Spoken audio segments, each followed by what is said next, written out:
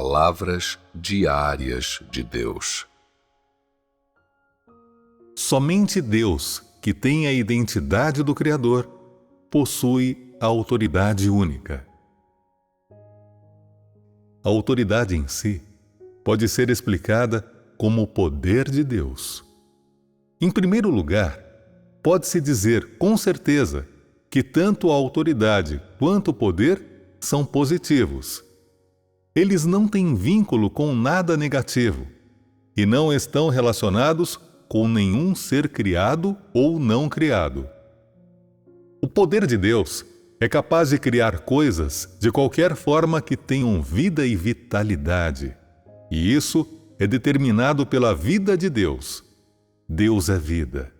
Portanto, Ele é a fonte de todos os seres vivos. Além disso, a autoridade de Deus pode fazer com que todos os seres vivos obedeçam a cada palavra de Deus, ou seja, que venham a existir de acordo com as palavras da boca de Deus e vivam e se reproduzam pelo comando de Deus, segundo o qual Deus governa e comanda todos os seres vivos e nunca haverá nenhum desvio para todo o sempre. Nenhuma pessoa ou objeto tem essas coisas. Somente o Criador possui e carrega tal poder. E, portanto, é chamado de autoridade.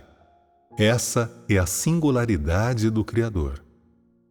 Como tal, independentemente de ser a palavra autoridade em si ou a substância dessa autoridade, cada uma delas somente pode ser associada ao Criador porque é um símbolo da identidade e substância únicas do Criador e representa a identidade e status do Criador. Além do Criador, nenhuma pessoa ou objeto pode ser associado à palavra autoridade. Essa é uma interpretação da autoridade única do Criador. Embora Satanás tenha contemplado Jó com cobiça nos olhos, sem a permissão de Deus, ele não ousou tocar um só fio de cabelo de Jó, embora seja inerentemente maligno e cruel. Depois que Deus lhe deu a ordem, Satanás não teve escolha a não ser obedecer ao comando de Deus. E, portanto, embora Satanás tenha ficado tão frenético quanto um lobo entre ovelhas ao se deparar com Jó, não ousou esquecer os limites estabelecidos para ele por Deus. Não ousou violar as ordens de Deus. E em tudo o que fez, Satanás não ousou se desviar dos princípios e limites das palavras de Deus. Isso não é um fato? A partir disso, pode-se ver que Satanás não ousa contrariar nenhuma das palavras de Deus Jeová. Para Satanás, cada palavra da boca de Deus é uma ordem e uma lei celestiais, e uma expressão da autoridade de Deus, pois por trás de cada palavra de Deus está implícita a punição de Deus àqueles que violam as ordens de Deus e àqueles que desobedecem às leis celestiais e se opõem a elas. Satanás sabe claramente que se violar as ordens de Deus, então deve aceitar as consequências de transgredir a autoridade de Deus e se opor às leis celestiais. E quais são exatamente essas consequências? É desnecessário dizer que são, evidentemente, sua punição por Deus. As ações de Satanás em relação a Jó foram meramente um microcosmo de sua corrupção do homem.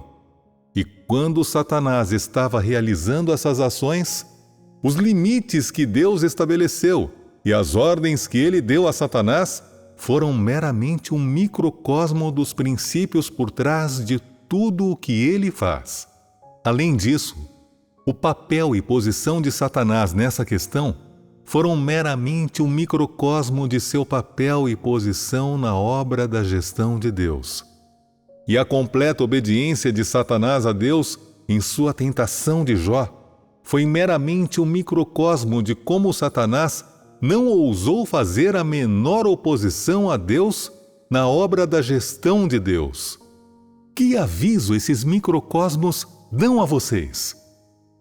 Entre todas as coisas, incluindo Satanás, não há nenhuma pessoa ou coisa que possa transgredir as leis e éditos celestiais estabelecidos pelo Criador, e nenhuma pessoa ou coisa que ouse violar essas leis e éditos celestiais, pois nenhuma pessoa ou objeto pode alterar ou escapar da punição que o Criador inflige àqueles que os desobedecem.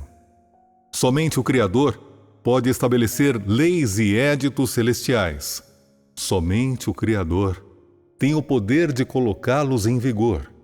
E somente o poder do Criador não pode ser transgredido por nenhuma pessoa nem coisa. Essa é a autoridade única do Criador. Essa autoridade é suprema entre todas as coisas. E, portanto, é impossível dizer que Deus é o maior e Satanás é o número 2. Com exceção do Criador, que possui autoridade única, não há outro Deus. Vocês têm agora um novo conhecimento da autoridade de Deus? Primeiramente, a diferença entre a autoridade de Deus, mencionada há pouco, e o poder do homem? E qual é a diferença? Algumas pessoas dizem que não há comparação entre os dois. Isso é correto.